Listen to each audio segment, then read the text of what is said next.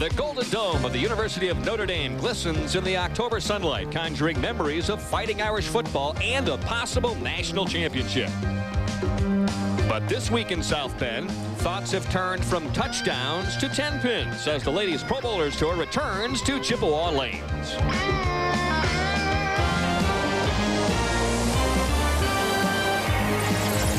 ESPN and the Ladies Pro Bowlers Tour present the championship round finals of the Brunswick Open.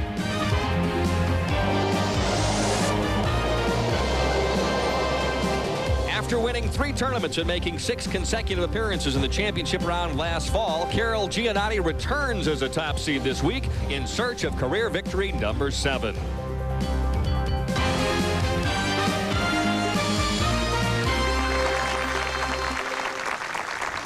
Welcome, everyone, to Chippewa Bowl, located in South Bend, Indiana. Hi, everybody. I'm Denny Schreiner, along with Leila Wagner on tonight's telecast. 5 outstanding players, all versatile, all talented, and all looking for a win tonight. Let's start with the number 5 seed, Diana Teeters, who bowled very well a couple of weeks ago. She did, Denny. She told me this was the best I've ever bowled on a telecast. She averaged .220 for the 3 matches, but she lost to Sandra Jo Shirey in the championship match. She's out to win here tonight. Leila, every time Carol Norman talks about leaving the tour, we all know what happens. She wins, Denny, and we might as well give her the trophy if history repeats itself, because Carol Norman is again thinking about leaving the tour. She told me that this could be my last swing. Whenever that happens, she normally bowls well in the championship round. Let's switch gears now to a player that's also trying to change attitudes a little bit. Our number 3 seed, Michelle Mullen. Well, Michelle Mullen told me that last week she came out, she was a little complacent, just happy to make the telecast. But now she's going to focus on there's something more at stake out there. It could be a title.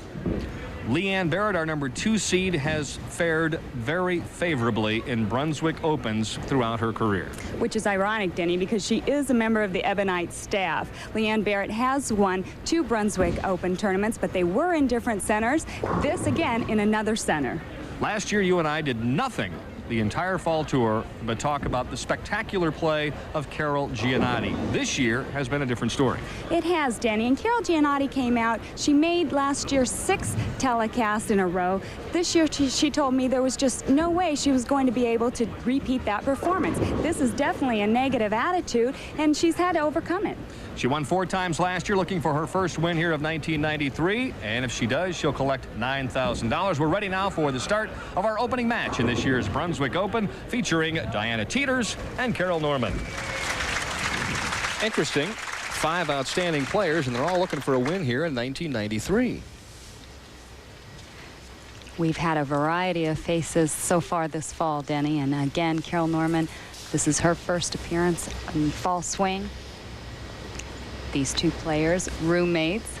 They did not room this week together, and it had nothing to do with how they were bowling. Diana Teeters' husband, Larry, had come in this week, and they said, you know, it was probably better that we weren't rooming together. First shot, solid 10 pin on the left-hand lane. Our championship round pair, 63 and 64 in this beautiful 70 lane center located in South Bend, Indiana. Carol Norman, 11 years on the national tour, 6 pro titles, trying to get back into the winner's circle.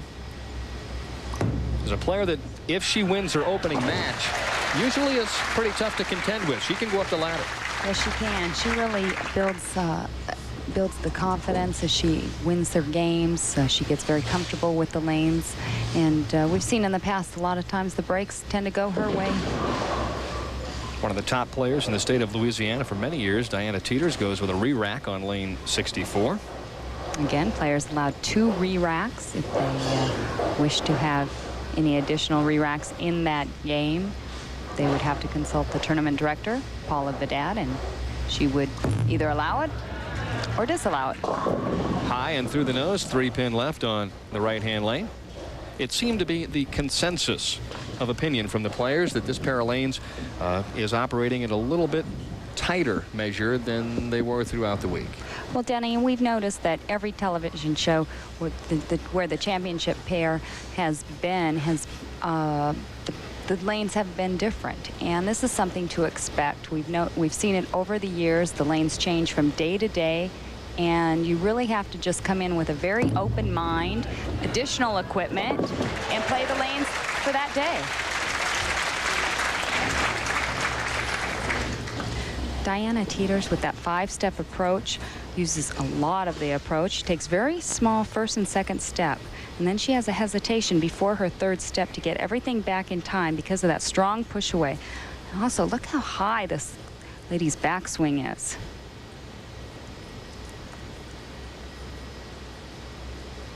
Very, very strong player on the tour. Likes to use a lot of the lane, usually likes to cross the boards. This week she said, I was trying to keep it very tight, which is not my normal game. So it was a plus for her to make it this far to the telecast.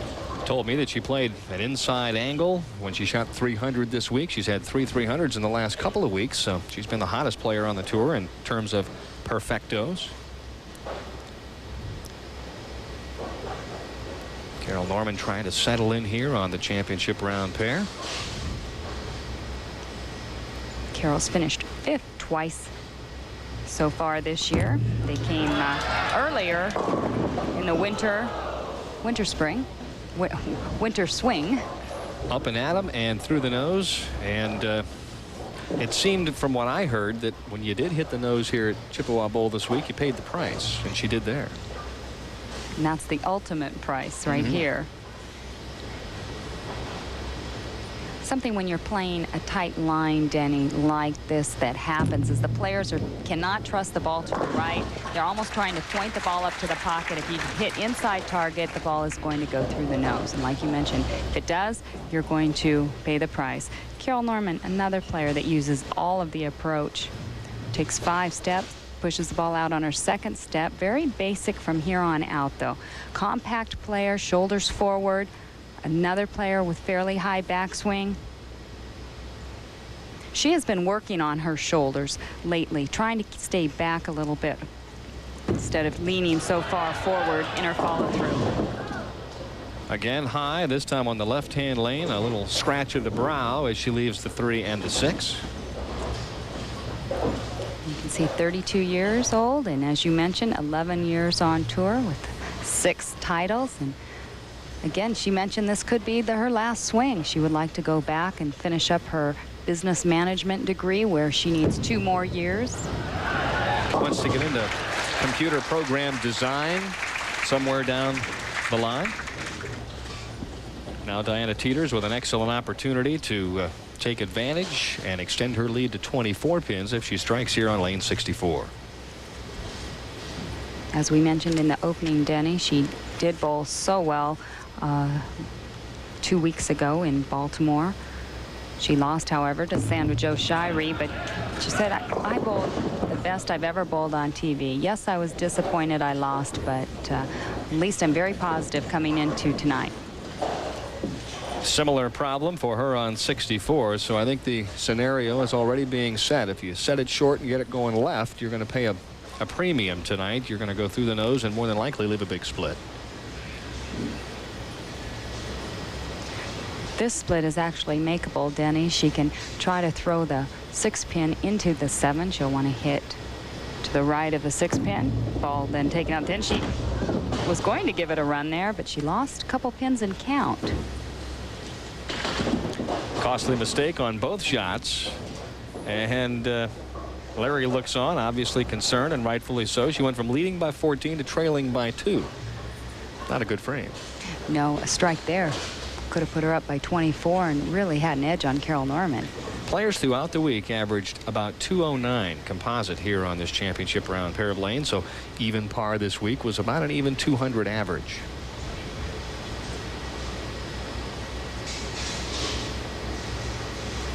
Trying to right the ship after the big mistake, and she does. Left-hand lane looks pretty good for Diana Teeters, but both players will have to solve the puzzle of 64. We'll be back with more of this year's Brunswick Open right after we pause for these messages.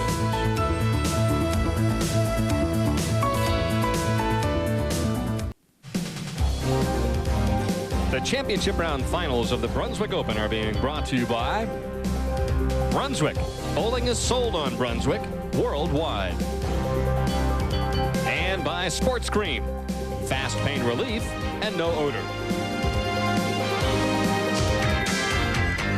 The NFL returns on ESPN. Join Mike Patrick and Joe Theismann from RFK Stadium as the Washington Redskins and Mark Rippon try to recapture their playoff form against the Indianapolis Colts.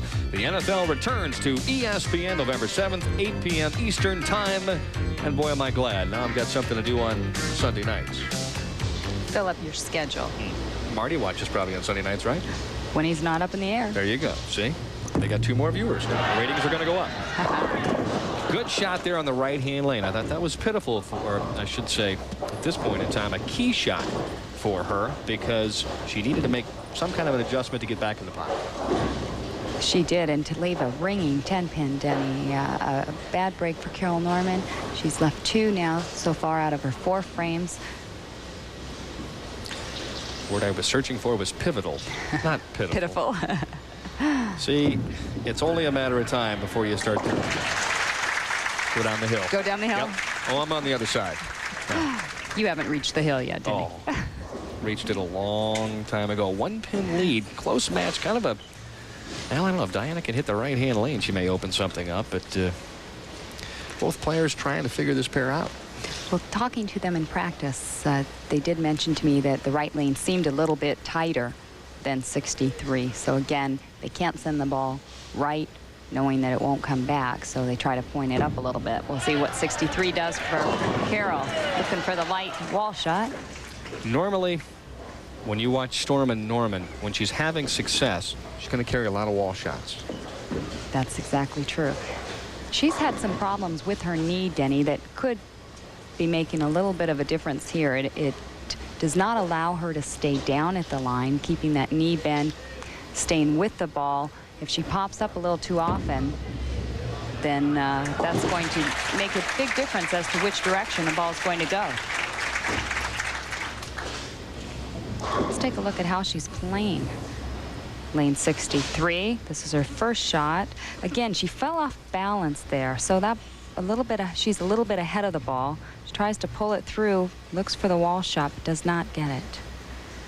Body's ahead, but it's actually late timing. Exactly. And she's trying to pull the ball through because she's late, which forces her off balance. You're right, one of the problems that she has struggled with throughout her career, but she's a tremendous athlete. She's able to get away with it. Key shot there. Diana Teeters has made a nice adjustment, has a double, now has a 10-pin lead, and she's back on the good lane. This is where she really needs to excel, Denny, and capitalize on the double. Again, it is her good lane. She has not missed on lane 63 as of yet.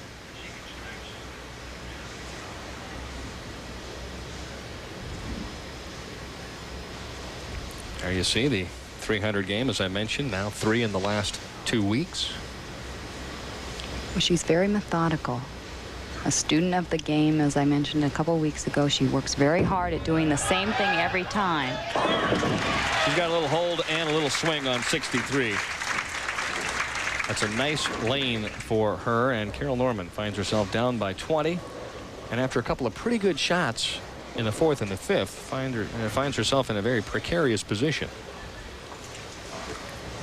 Carol had trouble coming out this swing. She said, you know, I knew this could possibly be my last swing, and I was not real focused the first couple of weeks.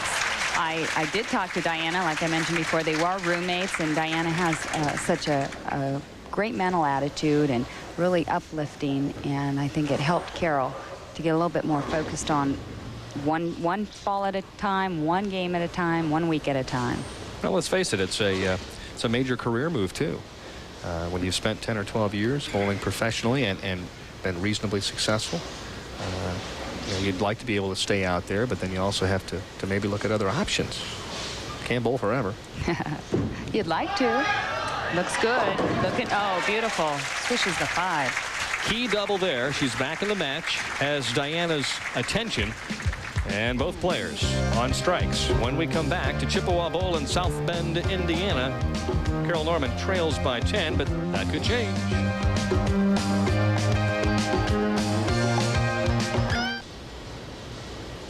In the 7th on a 3-bagger, ahead by 10, looking to make it 20. Nice shot, and the 10-pin won't drop. It appears Diana has moved inside on lane 64, Denny, right around the track area between the second and third arrow. Watch the pin action here. The 6 pin just wraps the 10, touches it. But again, those flat bottoms. Do you think she's moved a little left to make sure that the ball doesn't hook early? Definitely. You can see here she's moved left, trying to keep the dry to the right as well. She's playing into it, has a nice little arc. It's a good shot. Great shot. Hey, nothing you can do about that. Make the spare and go on to the next frame. Uh-oh. Hung on. Yeah, that's what I was thinking too. Well, if you recall, when she shot the 6, 7, 10 earlier, she did put it in the channel, missed both the 6 and the 10, and I don't really think she meant to do that. It was in the channel at about 35 feet too. Definitely misread of how much conditioner was in the center of the lane. Back on task now on lane 63. She's done nothing but strike on the left-hand lane. You can see their match play record 16 and 8. Carol Norman very close, 17 and 7.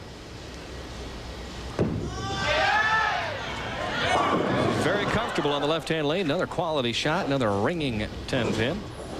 I guess when you swing the ball a little bit, from time to time, you do leave those corner pins. Well, she's getting the ball down the lane long. The ball just is making the break a little late, and that's what usually causes those ringing 10s. If she could get the ball into the dry just a little sooner, and when I'm talking little, I mean, this is minute. This is something that speed, this, you really don't want to try to adjust for the ringing 10s. This is just what is exactly happening. She's got the right ball, the right angle, and the right roll. All you have to do is carry. And a lot of times we talk about percentage of carry. You can hit the pocket all night long, but if you don't throw strikes, you're not going to win a lot of matches. Now let's see if Carol Norman, who has carried the last 2 shots, can strike here and take the lead in this match. Well, they've often talked about the angle, the entry angle into the pocket as well, Denny. Carol Norman, we're going to watch coming in at a much straighter angle than Diana. Many times, the straighter angle, the better the carry. Set it short. Needs a wall shot. And like I said, when she starts to carry those types of shots, she becomes a very dangerous player. She gets a little looser, Denny, and she knows that they're starting to go again her way. This was almost a repeat of the 5th frame. Ball coming up very light, head pin off the wall, comes out, hits the 4, takes out the 5, and they both ganged up on the 7. This is her reaction.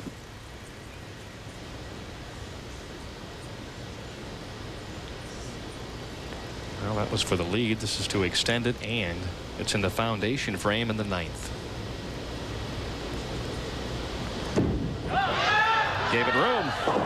Too much room. Boy, missed the head pin. Definitely outside farther than she had been, Denny. She has been trying to point up around 7 or 8 board. That one around the first arrow. Sort of lost it as she came back. Looked at her hand. Again, you get your timing going a little too fast. The ball just falls off your hand. I'm very surprised that she didn't really make a great shot there. Well, again, she hasn't been in this position in a long time. She's finished 5th, like I mentioned before, 2 times this year. And there's a lot of pressure on her right now. Her last title came in the fall of last year in the Three Rivers Open in Pittsburgh. Diana Teeters with a possible 222 could shut Carol Norman out. Diana has hit the pocket beautifully the last 5 shots. Deliberate pre-shot routine and a beautiful shot. No doubt about it that time.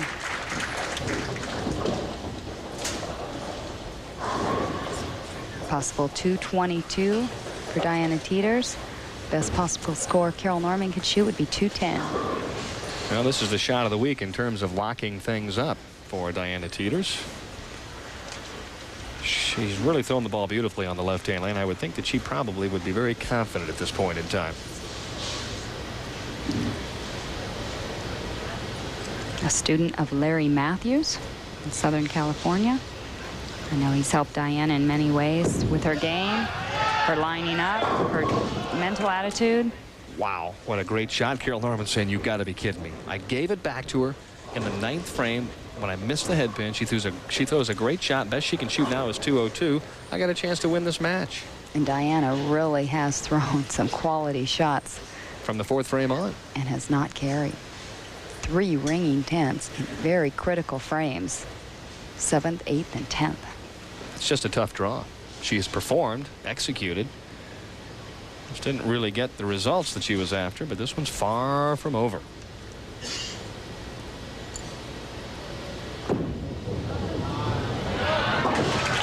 Nice effort. Solid professional game by Diana Teeters. A strike here gives her 202. And only thing she can hope for is that Carol Norman will not step up and double. Carol Norman probably trying to slow the heart rate down a little bit right now. She knows exactly what she needs to advance into the next game. Well, they told me they will definitely not be looking at each other. They never look at each other when they bowl. And believe it or not, because they might laugh. It's no laughing matter at this point in time. No, it is not. Serious business. Boy, really a nice game for Diana Teeters. Really made one bad shot. A game of 202, and now for Carol Norman a double and some change, and she moves on. So there, 2 strikes and 3 pins.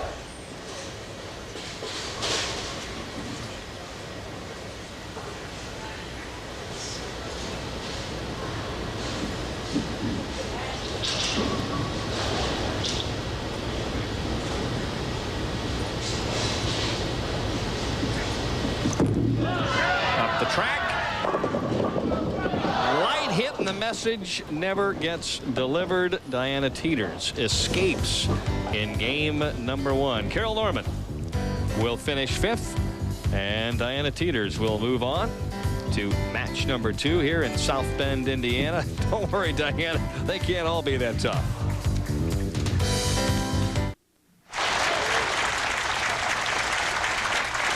Michelle Mullen to start game number 2, and let us see if the new Michelle, the more aggressive Michelle, is able to win here in the 2nd game.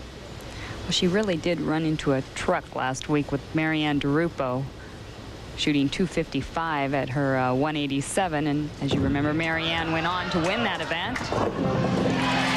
Nice shot. Light hit carry on lane 63 for Michelle Mullen, who has already won twice out here on the national tour, but a player I still think really hasn't even come close to reaching her full potential. No, she has not, and she has been working very hard at her mental game. Speaking of averages, Diana Teeters has the record average in Louisiana. She booked 217 last year. Applauds her own effort on the right-hand lane. Really bowled outstanding a couple of weeks ago and shot a couple of big games, and then the title came along and she shot 180 something and just didn't really bowl particularly well. And it'll be interesting if she gets to the title match tonight to see the difference maybe. I think she is a player that we would definitely see a difference in. I think she would be much more aggressive. She learned how it was to get there. She did tell me I felt like I was in control the whole night until the championship match. Has not won since 1989. Another comebacker on the left-hand lane, and Michelle Mullen's going to need to be aggressive tonight if she expects to beat Diana Teeters. Michelle's last title coming in 1992 in Yuma, Arizona. Had a very good chance to win the United States Open one year. That's right. Three-time collegiate All-American at the University of Illinois. Another quality shot, another strike. These two are squaring off here in game number 2. Both players very similar in the way they are playing the lanes. Denny playing right in the track area between the 2nd and 3rd arrow. Michelle Mullen taking 5 steps, using all of the approach. Starts the ball about waist high, gets the ball going in her 2nd step. You can see there a high backswing. I want to take a look at her release here if we can capture it. She is dead behind the ball right here, and as she releases it, she gets so much side rotation. Very similar to that of a Pete Weber, Denny. Something that's very difficult to do to maintain that side rotation. What that does is get the ball down the lane long and have it hit extremely hard in the back end. Generating lots of power. She carried the light hit there on the left-hand lane. And Michelle, who averaged 228 on this pair of lanes, is off to a quick start with the three-bagger. See if Diana Teeters can answer the call. The strike here. She'll stay right in the match. High hit, 4-pin stands. It wiggled momentarily, but it wouldn't fall. First 4-pin of the evening. And you can see there she is calculating her moves. For those fans that caught the show a couple weeks ago, if you recall, we did show her a little graph that she had made and her moves throughout the night. Very interesting. We'll probably see her jotting some things down here shortly. Well, she's a computer programmer. She's into numbers. There you go. Right? She has an analytical mind. Everybody's different. I mean, you're right. You have to get the maximum, okay, out of your abilities. Some people need to know every little specific detail in the number. Other players are all feel. Just put me out there, give me a ball like a Carol Giannotti. I'm going to tell you what, she's not worried about half boards this one. Okay? No, she is all feel. Hey, you're right. There's a tremendous difference. Big difference. Got to match your own game.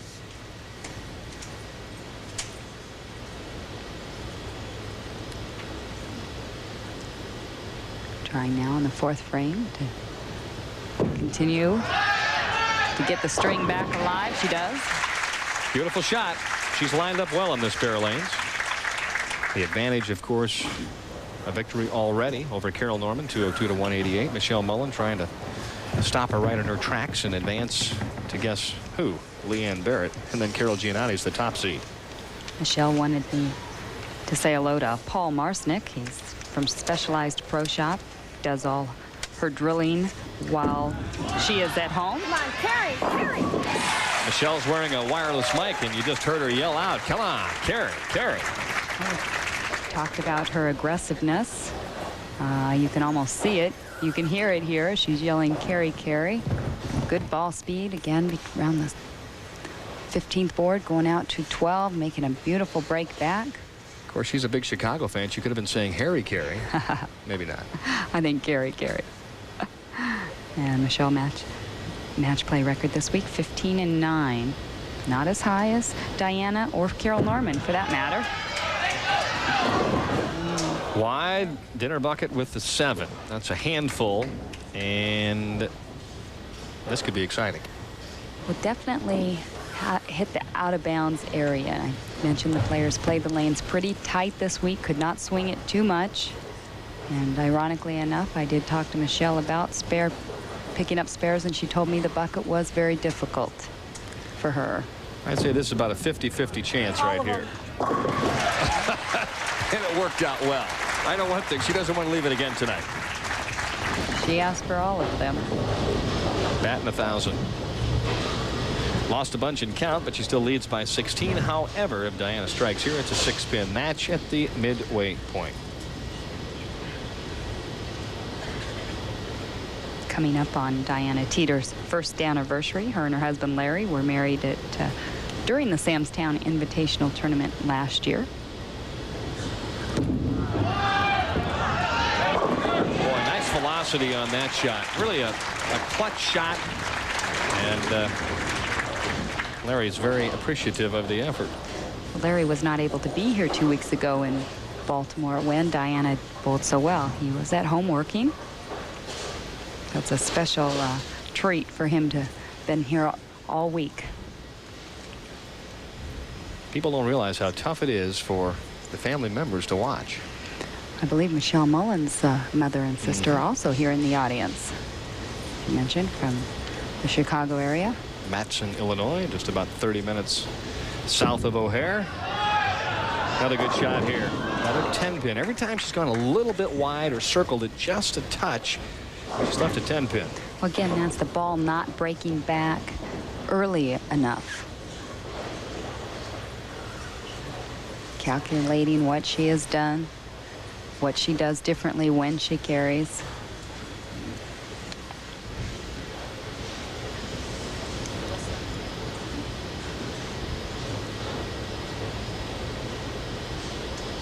right now, ranked 15th in average on the national tour, 16th in earnings. She's right there in the middle of the pack. You knew it was coming sooner or later. She's had a bit of a problem. Cross lane, an open frame in the 6th for Diana Teeters. Michelle Mullen will come back in the 6th when we return and see if she can take advantage of the open frame.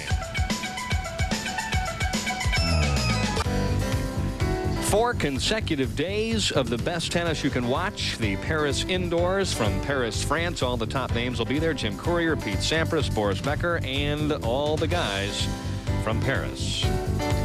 Updating you while we were away, Michelle Mullen with a strike and a spare in the 7th, and then Diana Teeters threw a nice shot on the right-hand lane. Got a bad break, left the 7th pin. Diana Teeters right now trying to bounce back in the 8th frame. You mentioned trailing by 19 pins, needs this one badly. Oh, another ringing 10. Some of her best shots tonight have ended up with just nothing but those solid 10 pins. That has to be a little menacing after a while. It's got to be disappointing. well, it is, Denny. I know just from being out there myself a time or two that you want it so bad, and you know you only have 10 frames to do it in, and if you're trailing, you want it even more so. It's kind of an evening where she has performed at a much higher rate than she has scored. Shot 202 in the opening match over Carol Norman, and that could have been a 225 or 230 game with no problem if she carries a couple 10 pins. One point I'll make, and I'll throw this out to you. She missed the 110 pin. She hooks the ball quite a bit cross lane. Do you think maybe it might be better to flatten it out a little bit and go straighter at it? Well, usually it is, Denny, if you can do that, and if you have the ability to change hand positions. A lot of players opt not to change their hand positions in shooting the 10. Re-rack by Michelle Mullen, who is now in the 8th. Loves music and reading. She is a very well-read young lady.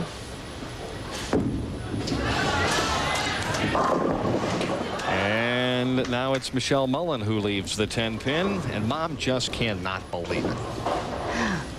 Jackie driving in, able to watch Michelle. Well, at least Diana's looking on going, well, I'm leaving the 10 pins, but Michelle is too.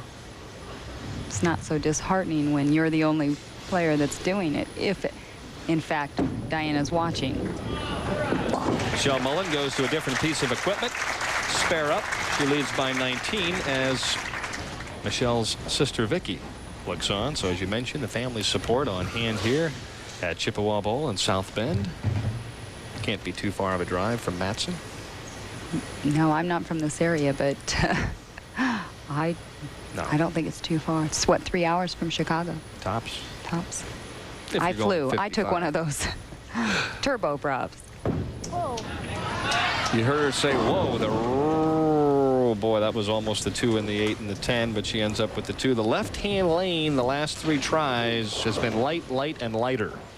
I'm very surprised she has not made an adjustment more so, Denny. I mean, she probably is, but she keeps still hitting that OB area. She definitely needs to move to the right and square up a little more on that lane, or try to keep from swinging it, try to tighten that line. She is flirting with disaster on that left-hand lane. She's already left the bucket with a 7. She made that. Almost left the 2, 8, 10 there. Well, Michelle Mullen has a shot at 233, and for Diana Teeters, 225. So she could apply some pressure here in the 9th and the 10th. Big frame right here. Hasn't had much luck with the carry. Maybe this shot will end up in a strike. Oh, my. Talk about bad breaks. It looked like a decent shot, and she ends up with a 5-7. And the ball not finishing hard enough to take out the 5. She could have got in a little deeper, set it in the oil. Ball skidded just a little longer that time. She'll try to hit on the right side of the 5 pin, throw it into the 7. She's had 2 full games throwing strike shots. I gotta believe she'll make a pretty good run at this. Looks good. Oh. Awful close. Tough break for Diana Teeters in the 9th. If she strikes out now, it's a game of 202. But Michelle Mullen is going to move on. Yes, that just about wraps it up. Well, 9 out gives her 202. If she strikes out, she needs a mark. Or we have a tie. Could that be possible? Anything's possible. Anything's possible. Well, she needs the first one. Yeah, you're right. You got to take them one at a time. All right, that's one. Before she gets to the second one here, she asked me to say happy birthday to her niece, Desiree, who just celebrated her first birthday. Now she would like a little birthday present right here with a second strike to give her any hope at all.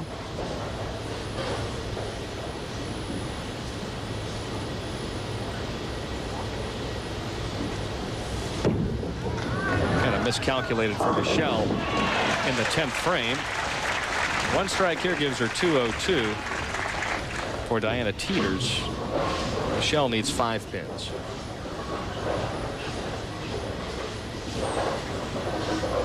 How can that be? I don't think that can be either. Cannot be either. We have a little slow calculation going on here. We'll see. Okay, it is 5. Boy, I tell you what. See what happens? I told you I'm on the way down. Great finish. Unfortunately, I think that Michelle can handle 5 or more. At least she has been able to thus far. Well, she did have 5, if you recall, in the 5th frame. Hopefully, she's not thinking of that right now. She the bucket with the 7. With the 7. Yeah, but that was on the left-hand lane. That's true. That was on the left-hand lane, and she's supposed to be more aggressive this evening. Right. So we'll see what happens. See? Perfect. Oh. It's a solid 9 pin. Who cares? That was enough. Diana Teeters with a solid performance, but a 4th place finish. Michelle Mullen, the new improved Michelle Mullen, advances into the semifinal game. When we come back, Leila will be on hand with a very special guest. Later tonight, the Touring Players Championship from Woodland Bowl in Indianapolis, Indiana, the home of one of the greatest bowlers of all time, Mike Albee. It all starts at 7:30 Eastern Time here on ESPN. And, of course, next week, the Hammer Midwest Open from the home of the Ladies Pro Bowlers Tour, Rockford, Illinois, Don Carter Lanes. All the action 11:30 Central Time on Tuesday, November 9th. Okay, on to the semifinal match.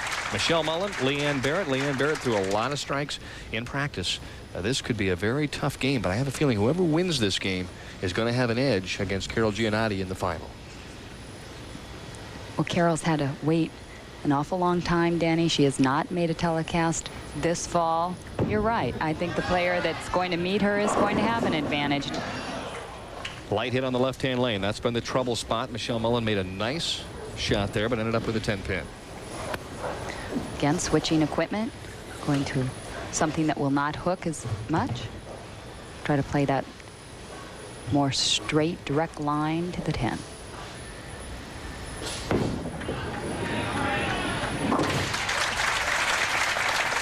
Leanne Barrett, who has already won this particular tournament on 2 occasions, will look for the trifecta here this evening. Another plus from the number 2 position. She has 2 titles. Her last one coming in the 1992 Hammer Eastern Open in Baltimore last fall.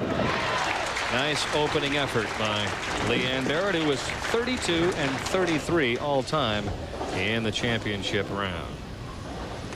I asked Leanne about that big move. She went from first to second, and she said, you know, it really wasn't that far off, and it just looks worse there. But the lanes opened up that evening. She was on the second squad, and they opened up, gave her a little bit more swing area, and she made a big jump to 8th.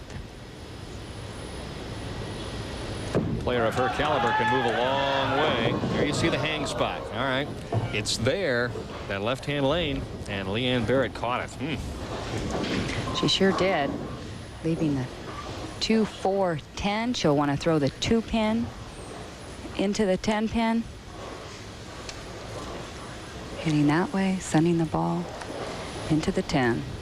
Or, excuse me, sending the pin into the 10. Missed by a fraction. Open frame in the second.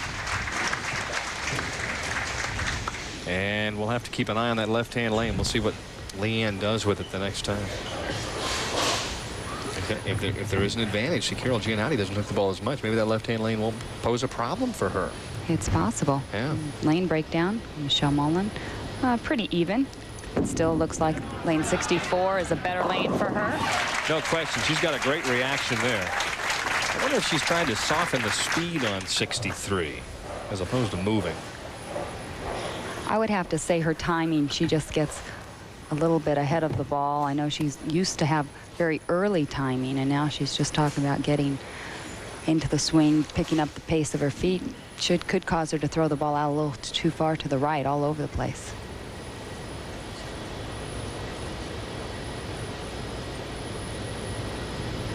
Looking for a double and a 24-pin lead. Pretty shot. Light hit, and she explodes him. Yeah, I think she's moved the whole ball game a little right on 63, like you were talking about. I think during the end of that last game, she's squaring the whole thing up, moving right. Well, she was trying to open up too much, catching that hang spot. The right-hand lane will hook back. The left-hand lane's a little tricky. But you know, Denny, we have not really seen the balls hook early and go through the nose on 63 either. Beautiful shot by Leanne Barrett. That right there was one of the most explosive shots All right, let's we've seen tonight. Let's see if she learns from that shot. See, that's the toughest thing about coming to a pair of lanes and bowling against somebody that's had a game or two on them. See, Michelle knows, hey, that left-hand lane is tighter, no question. Leanne came out through what she thought was a great shot and ends up with an open frame. See if she keeps this tighter. Between the second and third. Here she did. She moved a little right, too, I'll guarantee you. Excellent shot there by Leanne Barrett, who comes back with a very nice double. That gentleman there, J.T. McDonald, Director of Marketing and Consumer Products for Brunswick. And he'll be passing out the cash a little later on. Let's take a look at that last shot. I think she stayed right between the second and third arrow, did not get the ball out to that hang spot. Made a nice break back. She's trying to keep that line much tighter than to cross more boards. Another great shot on the right-hand lane for Michelle Mullen. A three-bagger, a 24-pin lead, and let us see if she can continue to throw it in the 1-3 pocket on 64. I have a feeling if you get your speed up just a touch, or if you get it going right, it's not coming back. No, they have proven that point. 14 tournaments this year. She's cashed 10 times.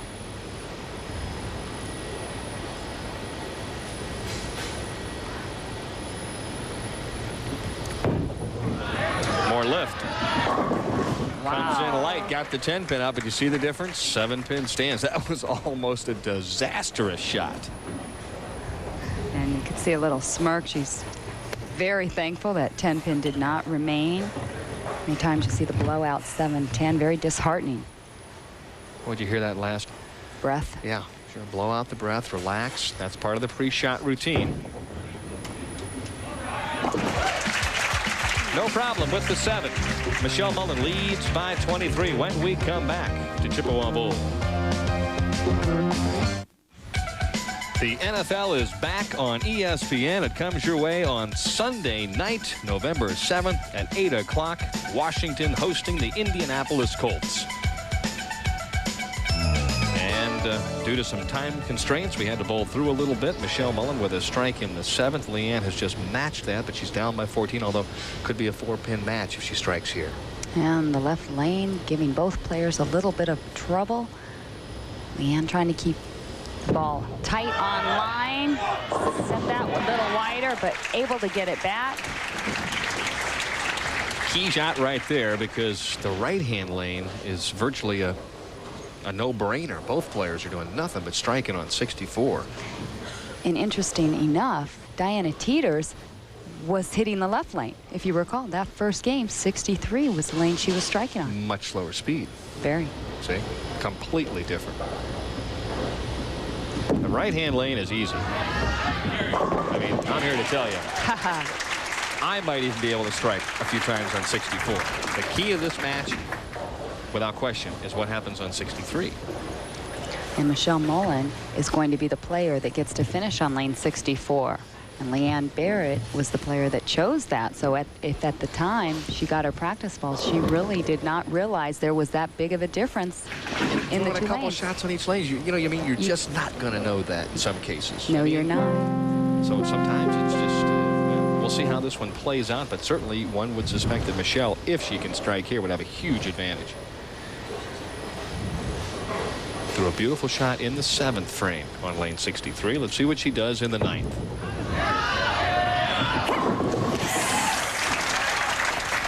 Big, big, big shot. 9th frame, catches that lane.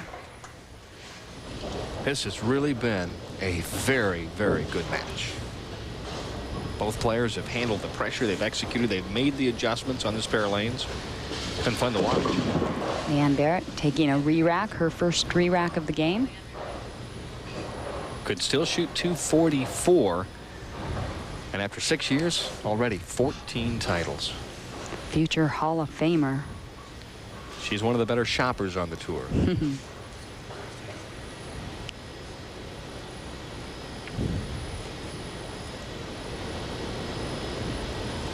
Must strike situation. And she does. It's like a turkey shoot on lane 64.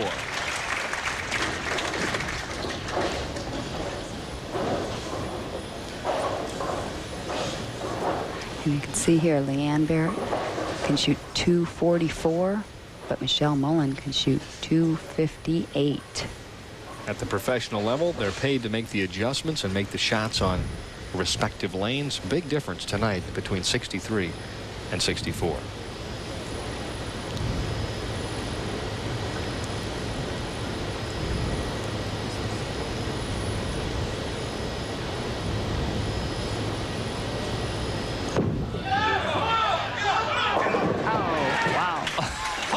Did you see that thing explode? The head pin, I think, is around lane 70 right now. Let's take a look at the pin action here. The power that this lady can generate is something else. Watch the head pin. Off the wall. Make them all disappear in a hurry. Leanne Barrett with just a fabulous shot. This one here really applies the pressure.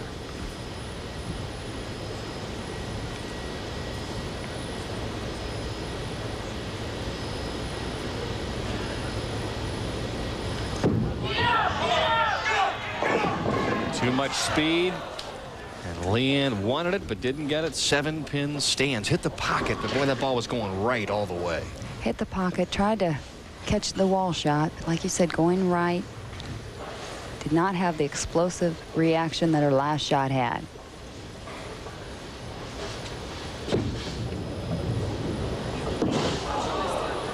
Well, a scant pin and count. 232 is the final score for Leanne Barrett. And Michelle Mullen still needs to perform in the 10th frame to advance into the title match. She's going to need a mark, Denny. That's easier said than done, but this is the good lane.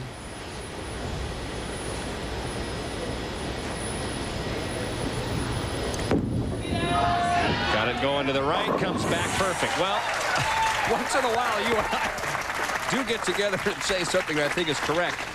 I think we extended that out and picked us. Leanne Barrett threw a real nice second shot. Ball hung on the left-hand lane, and all Michelle had to do was hit the pocket on 64 to get the job done, and she did so. It was the easier lane. Now the question is Carol Giannotti watching this and realizing, hey, the left-hand lane is a whole lot tougher than the right-hand lane? We'll see what happens. Great match for Michelle Mullen. I'd venture to say, too, that Carol Giannotti has not really watched what has transpired down on this pair lane. Well, she is busy. She's focusing. She's practicing down there. She's going to come out and make her own decision on which lane she likes better. Everybody does it differently. A game of 247 if Michelle picks up the 10-pin. Really a wonderful performance by both players. Just a question of carry and just a question of who got the finish on the good lane. When we come back, a quick look at championship frame, and then it's on to the title match of this year's Brunswick Open.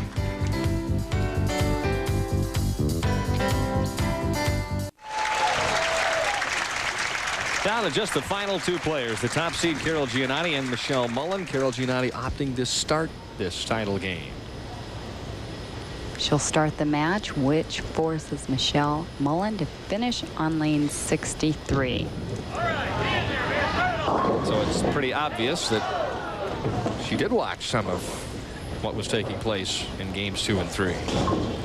Carol Giannotti having a very consistent year. We have not seen her on too many telecasts, but she has competed in 14 events, cashed 13 times, and has made 3 telecasts.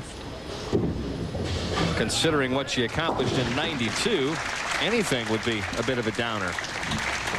Well, she was a tremendous year. Runner-up to Player of the Year. Michelle Mullen now with another re-rack on lane 64. 64 has been the breadwinner for her this evening.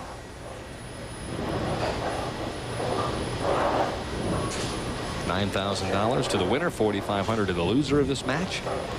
And this year's Brunswick Open. Nice shot. Good start for Michelle Mullen. Now let's see how she handles lane 63. According to that lane breakdown, she had 7 strikes on 64, 5 on 63, but both times she got to throw an additional shot on 64. So maybe she's got 63 figured out now. She's done a very nice job of fine-tuning on that lane. Yes, she has.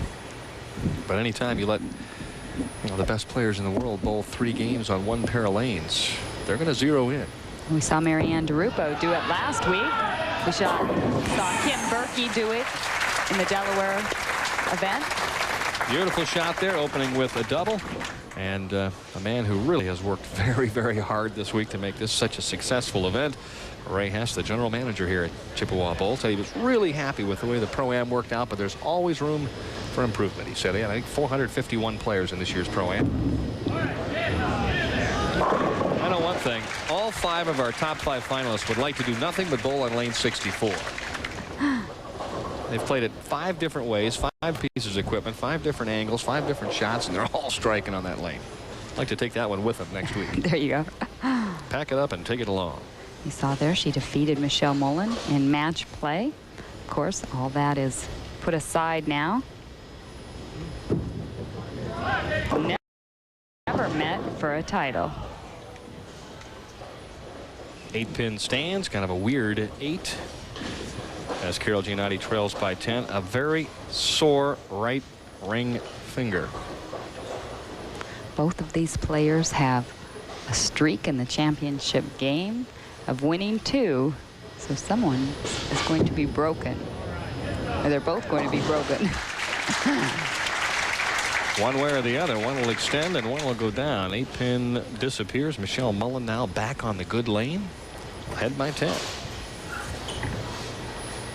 And so far, no titles from the number 3 seed. She has 2 titles. 1 come from the number 2 position, and 1 coming from the number 1 position. Nice free arm swing. Ball sets up in the pocket and a solid 8. No, not now is what Michelle is thinking.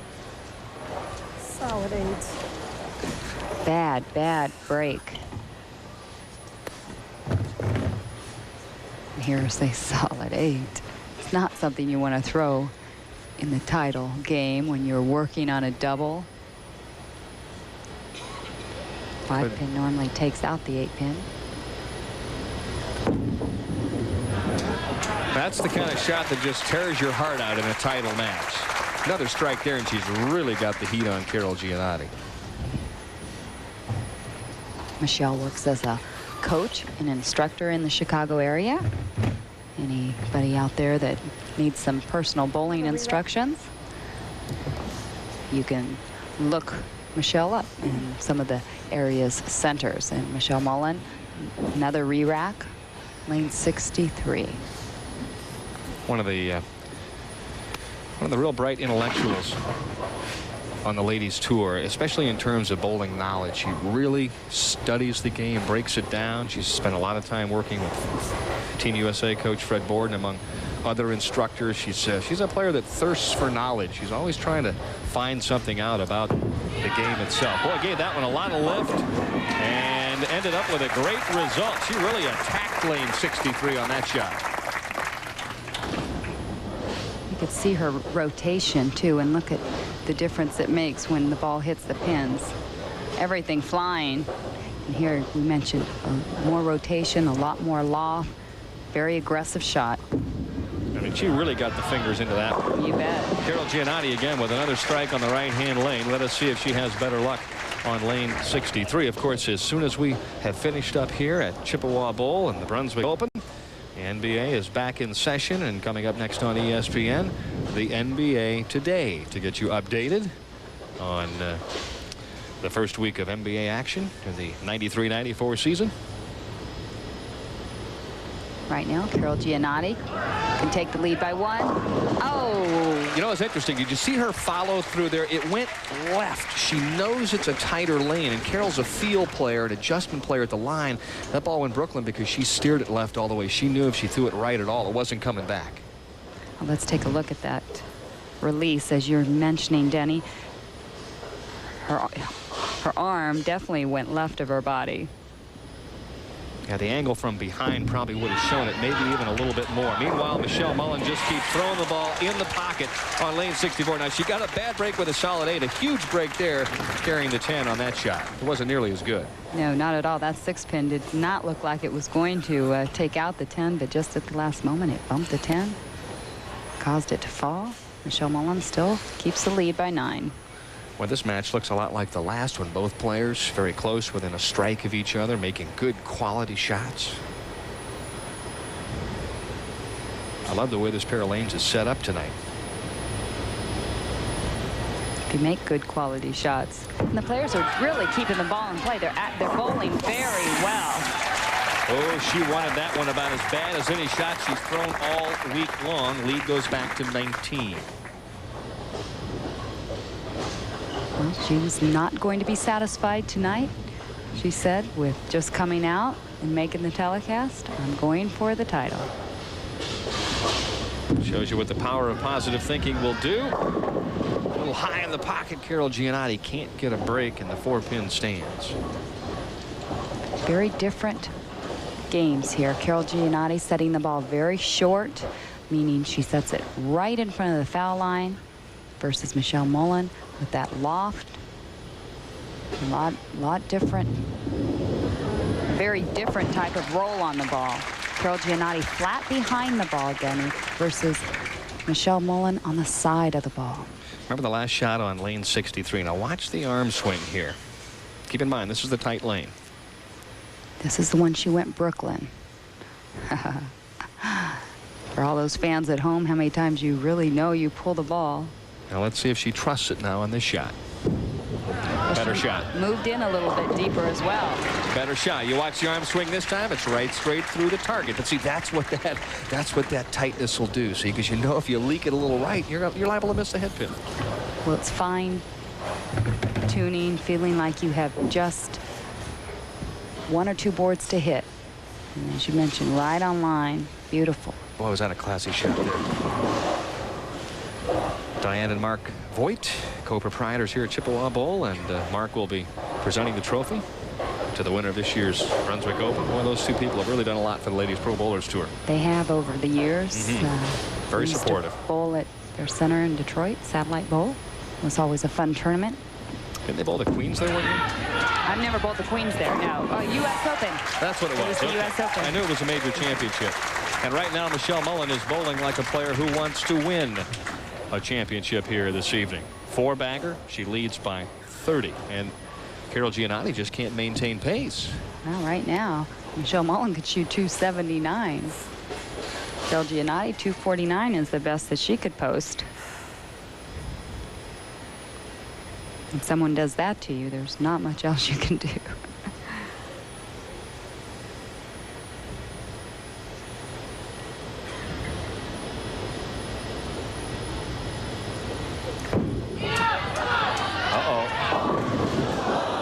That was left from the very beginning, and that's trouble.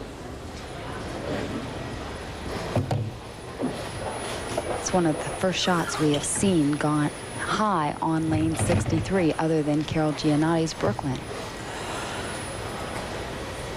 Come on.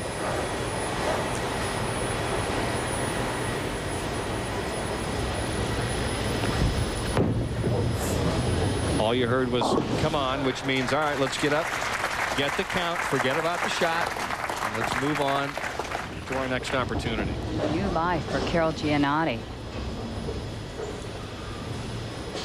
Michelle Mullen still could shoot 244, but you're right, a strike here, and all of a sudden this match turns around completely. Bingo. Oh.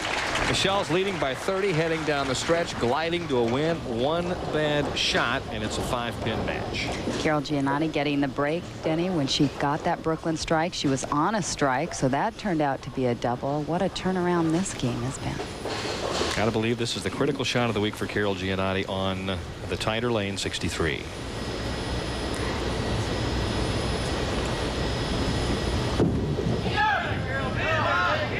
Sending it right. Again, doesn't get it back. Denny, that's what's so fascinating, so exciting about this game is that they can just turn so quickly. Now, scenario exactly the opposite from the semifinal game. Michelle Mullen gets to shoot in the 9th frame on 64. She's got to finish on the tough lane, 63, just like Leanne Barrett. And it appears Carol Giannotti has 64. Oh, yeah. Very well. Very Yeah, well. I think if she needs a strike or two on the right-hand lane to win, I think she can throw it on the right-hand lane. You bet. One at a time, though, is you always have to look. First shot here in the 9th is the key right now. She leads by 6 pins, Michelle Mullen.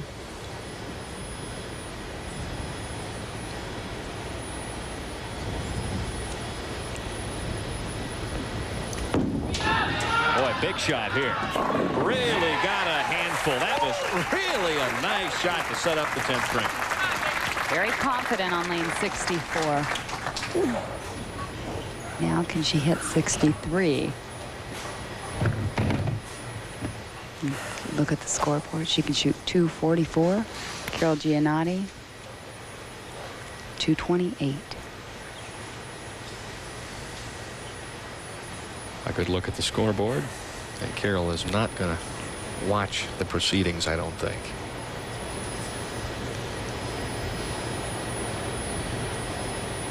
Striking 8 pins. She's the winner. Good shot. Oh, she wanted it to hit, and it did. Woo. Big shot. Very impressive for being lane 63. Very impressive. She's looking in the scoreboard. She confirmed that she needed 8 pins. I'll tell you what, 8 is not a guarantee on this lane if you don't make a good shot. She left 7 in the 8th frame. You're not kidding, and she couldn't make a spare out of them.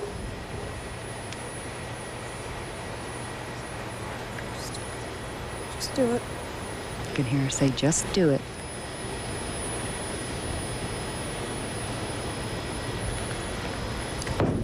Ball gets awful heavy for a title. And she does. What a finish from Michelle Mullen. Oh, wow. Oh.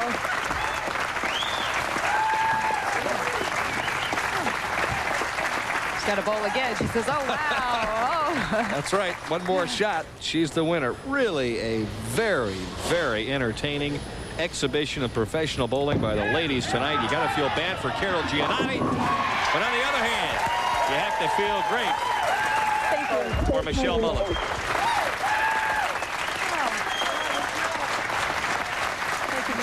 It's been a good year and a half since this lady has won an event. She said it had been weighing on her mind. Carol Giannotti, the top seed, was looking to, as she told me, gain a bit of my confidence back with a win tonight. She bowled a very solid game, but just ran into a player that shot 244. Yes, she did. She left a 4-pin there in the 6th frame and 7-pin in the 9th frame. Just got the one Brooklyn, but she's going to shoot a 217 here if she strikes. Real good game from the top seed position. Just not quite enough tonight for a player who won 3 consecutive matches in the championship round, Michelle Mullen. She defeated Diana Teeters 221 to 202. Then she had a very tough match against Leanne Barrett, which she won 247 to 32. And now she shoots 244 in the title match. Well, we talked about the advantage that whether Michelle Mullen or Leanne Barrett were going to have it over Carol Giannotti. No question. I just thought that they had a little bit more lane tonight, both on 63 and 64. So Michelle Mullen finally jumps back into the winner's circle with mom and sis looking on here at Chippewa Bowl. When we come back, we'll chat with Michelle Mullen.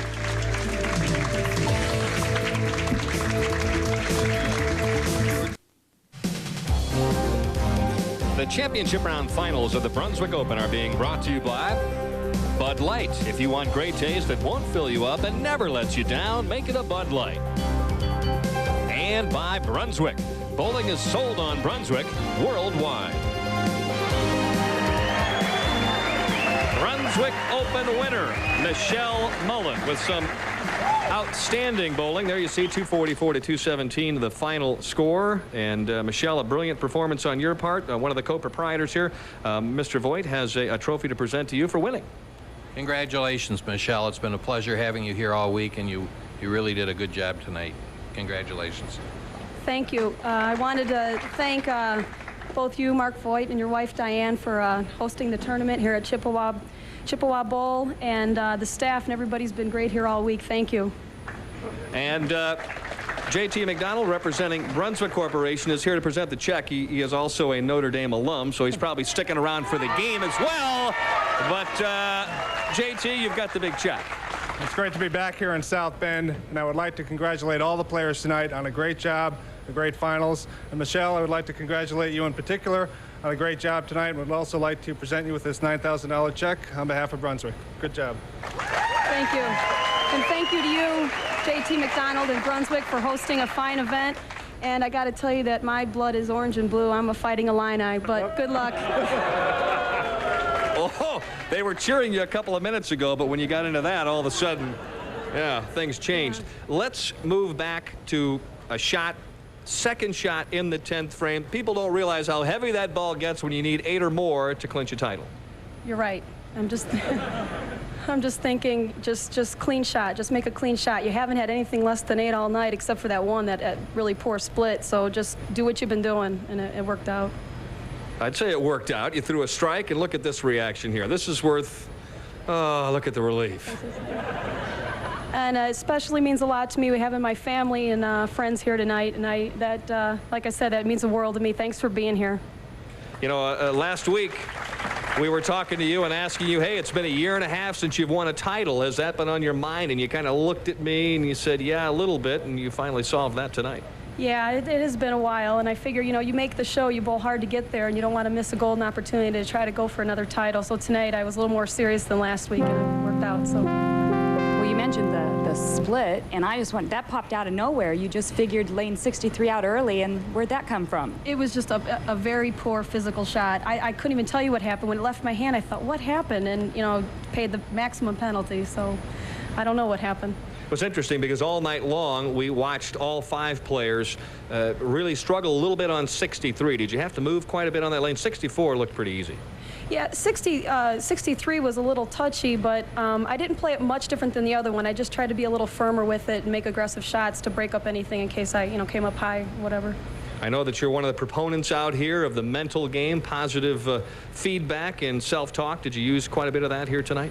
Yeah, you know, I've been working on my attitude, trying to be more constructive that way. And tonight I would talk to myself a little bit between shots and just make sure that I was positive and, you know, played what got me here. So, again, it worked. So. And the other thing, a big advantage for you to have a chance to bowl a couple of games on this pair of lanes before you ended up against Carol Giannotti? Yeah, because I think I had them figured at least enough where I could be comfortable. And she, you know, maybe wasn't quite sure exactly, you know, how to play them just yet. So at least I had a key, and I think that was an advantage. Tremendous advantage. She bowled great, though. She bowled a great tournament. All the finalists, Leanne, everybody. So it was just my week, I guess. Congratulations, and so long, everybody, from South Bend, Indiana. Next week, the LPBT Tour heads to Don Carter Lanes, located in Rockford, Illinois, for the championship round finals of the Hammer Midwest Open, beginning at 11:30 p.m. Central Time, Tuesday, November 9th.